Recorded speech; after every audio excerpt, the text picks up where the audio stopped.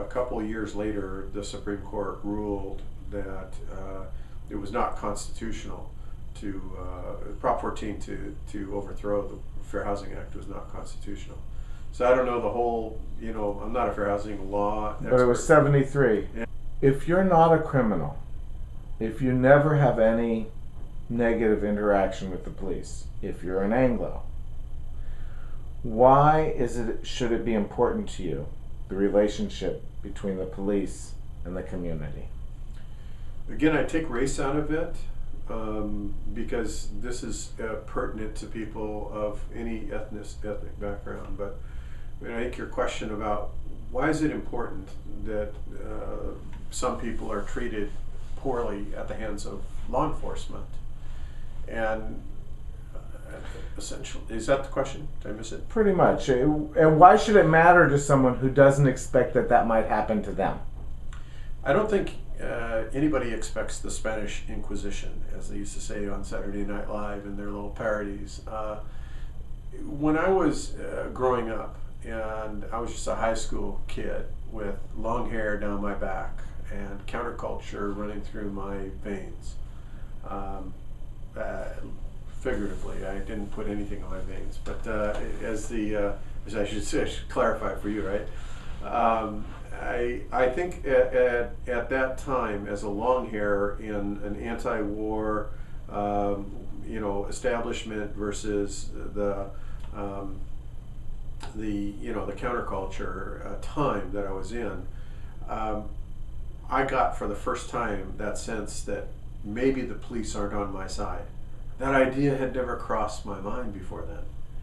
I just always assumed, as most people who are enfranchised, empowered, of wealth, or even middle class, essentially. We weren't wealthy, we were just middle class, and white, in a society where we were envisioning the police as being our friends and protectors. It was pretty shocking to me all of a sudden, to be brought in for scrutiny because my long hair was perceived as a statement or a threat or something that might be cause for me to receive unfair treatment at the hands of the police. So it was kind of an awakening in my own mind that arbitrary use of force is something we should all be concerned about. And just because I'm white and I'm not the object of that discrimination doesn't mean I shouldn't be concerned, because just as easily as it's used against one person today, it could be used against another tomorrow. I had a friend that once said to me, if you don't have allergies, you don't notice the pollens. And it's just that sense that if you've never been the victim of discrimination, you don't even see it when it happens around you. I remember being in just in a nice sunny day in Southern California with my wife, and her suffering this headache from her reaction to the pollens in the air, I guess. And I'm thinking, wow, this is a great day, smell this great air, and I don't even know what that is, to suffer from that, and it's invisible. But she's sitting there and suffering it, and to me, it's not there. So just as her father suffered racial discrimination and yours did not. That's right. That's right. Yeah, my father was never. He served in the Navy, became an engineer, worked in the defense, administration. He had a middle class home, went to a nice Presbyterian church. Had a pretty comfortable existence until he decided that he couldn't feel comfortable while others were suffering, and took steps that made us all less comfortable. But because in those days, when my dad and mom spoke out on these issues, the John Birch Society came after us, and the House Un-American Activities came after us, and the ultra-conservative right-wing voices of our community were very upset and very hostile. It was a very difficult time. You said that your father found it uncomfortable to be comfortable while others were not. And that's something I'd like to create more of. there's many people in our society today who are very comfortable, maybe even enjoying the fact that they're comfortable while others are not. How can we create a shift from where they are now to more where your father was then? In the realm of human relations, we think about the way we teach people respect and understanding for another is by putting them in proximity and engaging them in a joint activity. Now, the typical one you always think of would be sports. So on a sports team, black and white. Yeah. So in that joint activity, they find they have so much more as human beings and competitors than they do that separates them by their race or ethnicity or sexual orientation or whatever. So in our realm, we look for ways to bring diverse kids together and give them a positive experience in engaging in some activity.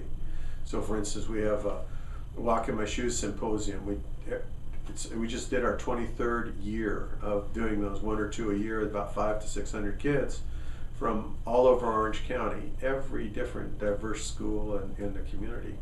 And we bring them together in all kinds of workshops, and they are speakers, and they just have a blast together and get stimulated and learn about things that are possible. And it's just part of that whole thing of bringing diverse people together, also modeling that behavior, showing in your own life, who you hang around with, respect for people of different faiths, deference towards people who have other mores or other rules that you may not agree with, but you're going to have some respect for and observance of. Model the behavior. Why don't you tell us about the first service project you remember being involved in? Actually, the first service project I remember is, in the early 60s, I don't know, 63 about, I was about 11 or maybe 64 or 5, somewhere right in there. My mom and dad, were supporters of Cesar Chavez and the United Farm Workers Organizing Committee. They're trying to organize a union of farm laborers. And so they packed us all in the car. Cesar had taken a march from the Mexican border. It was going all the way to Sacramento to bring attention to the boycott of grapes as a tactic for... That's a long walk.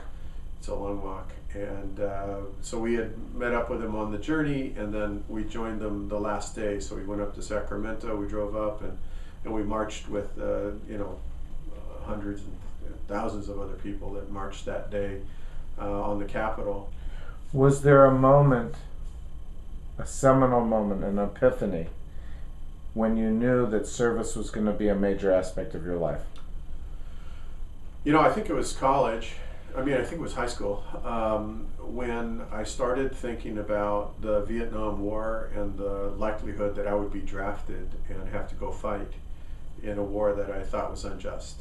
And that, I just couldn't imagine myself picking up a gun and shooting somebody else over this, this dispute that I knew so little about, but I knew would just seem wrong.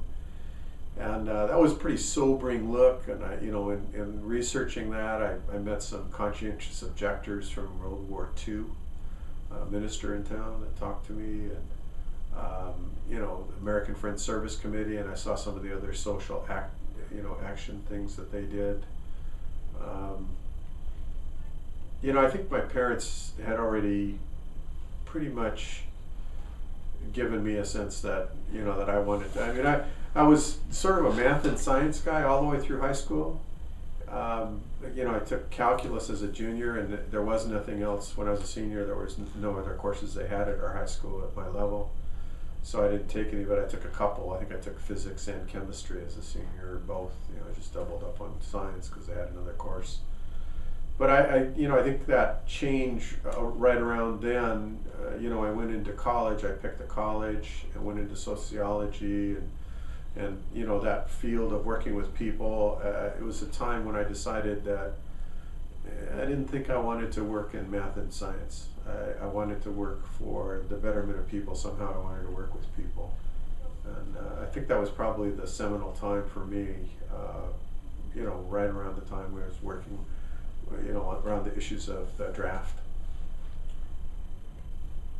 I'm going to describe two hypothetical viewers. One of them's educated, well off, no realistic thought of financial insecurity on the horizon for them. The money's going to be there to retire, etc.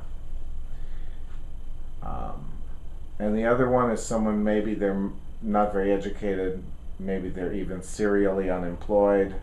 They're trying to work, but things just aren't going well for them. It's all they can do to get dinner on the table each day. Neither of these people has ever done anything, given one nickel, or done anything for anyone or any cause outside themselves, their own narrow self-interest. Now you can define that as including your own children or whatever, but outside of that, they've never done anything. Why would each of those two people want to be of service to something other than themselves? Well, I think for the person that's privileged, being of service is a gift to yourself. And I think that charity and giving and sharing gives you more than it gives, more than what the person who's receiving the charity gets. So it's the blessing of the giver. It's what the giver gets. That I Can you highly describe recommend. that, what they will get, what they can expect to get? Peace of mind, a sense that they did the right thing, that they're part of something bigger than themselves, that they made a difference today. And those are good things, and they feel good. For the poor, the disenfranchised, the voiceless, the serial unemployed, unsuccessful, why should they give? I think it's for the same reason in some respects. It's what they get out of it is equal to or even more than what they put in it. Serving other people is its own reward.